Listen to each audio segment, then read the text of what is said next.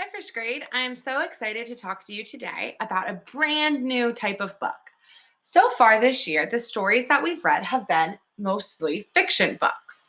Fiction books tell stories, they have characters and settings, and their job is to entertain us and tell us a fun story. Today, we're going to learn about another kind of book. Today, we're going to learn about nonfiction books. The job of nonfiction books is different than the job of fiction books. Nonfiction books teach us about something. They can teach us about animals or people or places, but they don't tell stories. Their main job is to teach us. So think back to our writing unit. Can you think of a writing unit we did where we wrote nonfiction books? Yes, our information writing unit when you were experts. So when we were doing that writing, you wrote about all of the things that you already knew about. You wrote nonfiction books.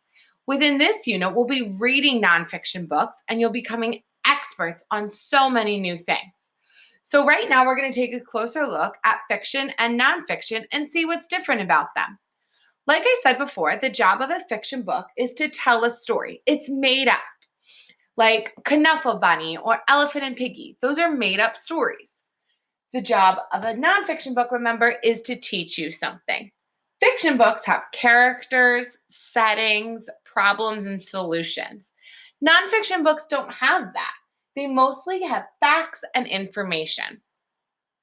In fiction books, most of the time, there are illustrations or drawings. In nonfiction books, most of the time, there are photographs. Sometimes nonfiction books can have illustrations, though, too. So you have to be careful and think, is this telling me a story or is this teaching me something?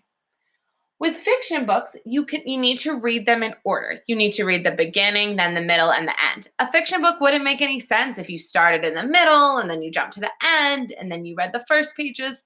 It's really important that you read it from the front to the back. Nonfiction books aren't like this. With nonfiction books, you can usually read them in any order. You can look at what's called the table of contents, like I can show you in this book, to see all of the different kinds of information that's in a book, and then read just the part that you want to know about. For example, in this book, if I wanted to read about cheetah cubs, I could look at the section just on cheetah cubs. This section is in the middle of the book.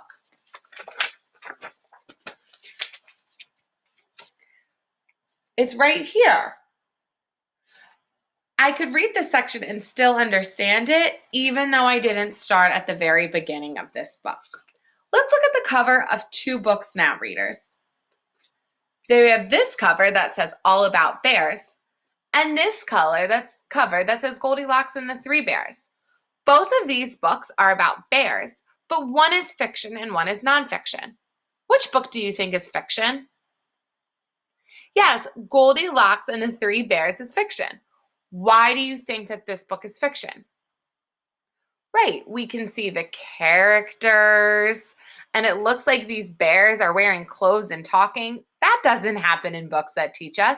Goldilocks and the Three Bears tells a story about a girl and the bears. Let's look at the cover of All About Bears. How can this cover tell us that it's nonfiction? Right, I see a photograph of a real bear, and this all about tells me I'm going to learn all about bears. Great job, boys and girls. Let's add these pictures to our chart. I'm going to glue the All About Bears to my nonfiction side. Put down here so we have our example. And Goldilocks and the Three Bears to my fiction side. Just somewhere right here. Readers, your job today is to look through books that you have at home and sort them into two piles. You can sort them into a fiction and a nonfiction pile. You can also look on Epic and see which books are fiction and nonfiction on the website. Happy reading!